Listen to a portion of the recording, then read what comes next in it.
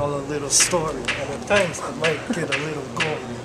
It's all about the good Socrates, who never did what others please. He wasn't ugly as could be. Wait, I can't do this. Who never did what others please. He was ugly as could be. And in 470 BC, he was set free. Free to share his knowledge throughout the world. But then it all swirled, downwards out of control. Even though he had a good soul. Athens, the place of his birth. Then the place where he left the earth. When he was accused of bringing shame, all the good God's name. So he drank a bit of hemlock that ended his never-ending clock. And so here's the tale of my good friend, of whom I loved until the end.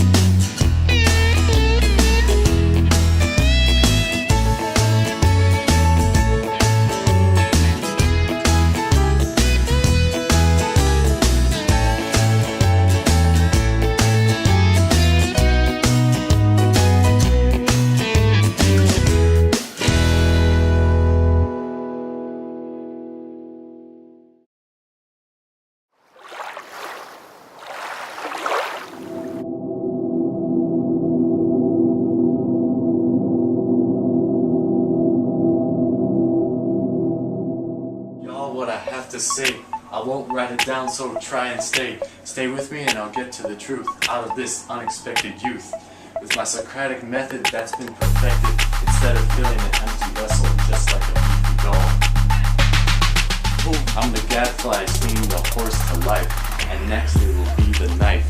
If Athens doesn't conform to me as it should be, because all humans just want wealth, and that leads to bad health. We need to focus on what's right and not get into a fight. We need to be theoretical and practical, not technical and dull. So tell me, gorgeous, what am I missing? I came here for some dissing, cause apparently you know all. So come on, give me a call. Give you a call and I will tell you all. You shame the sophist, don't you know? You're nothing but a bad crow. Yes, that's right. Wait, I'll use rhetoric and try to be persuasive and show my motive. Clearly, I will quite so until I make so much sense and until it gets so dense. I make so much sense and until it's so dense. I do think I'm good as I come from the hood. Of course, I'm right. I will in spite of the fact that you're better and have every answer. Exactly, that's so. I think it's your turn to go. Now hear me, gorgeous, don't be such a sass. I'm quite sure I enter discussion not for fun. I enter discussion cause I am the one who loves knowing the truth, unlike you and all this ignorant youth. I'd expect the same, that's for certain. Now I'm gonna close the curtain on our silly clash. Before I start to thrash whatever you call knowledge, all I see is sewage. Of all the intelligence you possess, there's only one thing you are, and that's a mess.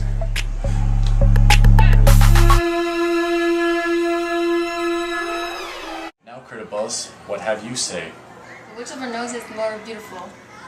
I should say, if the gods give us noses to smell, for your nostrils point to the earth, but mine are spread out widely to receive odors from every quarter.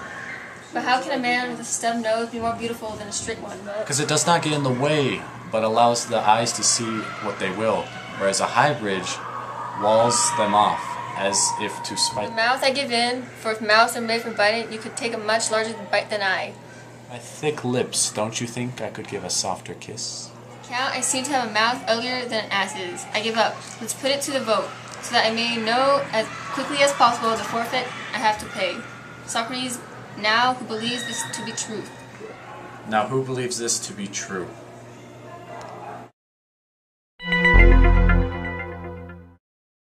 Now how about you, Menno? The next question is whether virtue is knowledge or of another species. Certainly. Do we not say that virtue is good? Certainly. Then virtue is profitable? That is the only interference. What is the guiding principle which makes profitable or the reverse?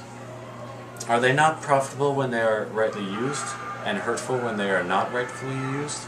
Certainly. Such of these as are not knowledgeable, but of another sort, are sometimes profitable and sometimes hurtful, as for example, courage running prudence, which is only a sort of confidence. When a man has no sense, he is harmed by courage, but when he has sense, he is profited.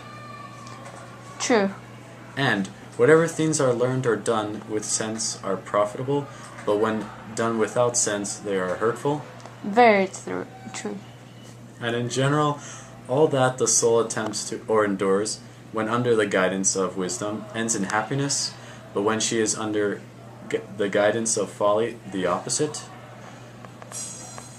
That appears to be true. If then virtue is a quality of the soul, and is admitted to be profitable, it must be wisdom or prudence, since none of the things of the soul are either profitable or hurtful by addition of wisdom or folly. And therefore, if virtue is profitable, virtue must be a sort of wisdom or prudence. I quite agree. And is this not universally true of human nature? All things hang upon the soul, and the things of the soul herself hang upon wisdom.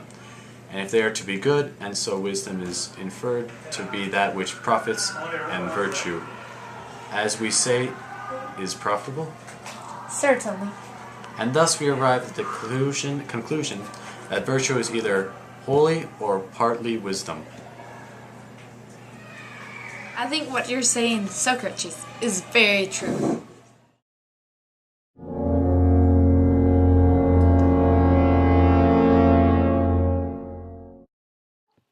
Here goes Socrates, take this drink, and hopefully it will make you think.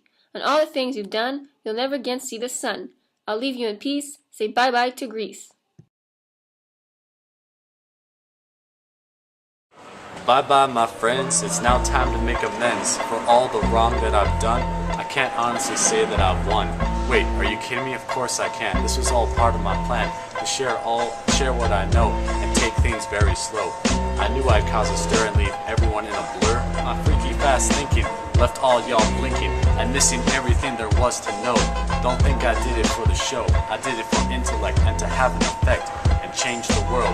So I was told. Now let me die, don't you dare cry. I can't believe what y'all have done. Catastrophe has now begun. Y'all killed a special person, a physician of the soul. Unlike those unrighteous sophists, he did what he had to do, challenging those sophist morals. His words are as concrete as corals. Instead of having answers for every question, he questioned the question. He ends up having his audiences pay lots of attention, and at times he has his listeners contradict themselves. The great Socrates, oh, where are you gone? Look what y'all have done. Are y'all really proud of this? He was a really wise man. He knew what he did not know. Acknowledging ignorance is what Socrates taught. Oh, great Socrates, oh, now it is done. He died as a martyr, believing what he had said. Now it's time to move on. Pero antes de salir, oye, Haji Yoshire, y can you tell us some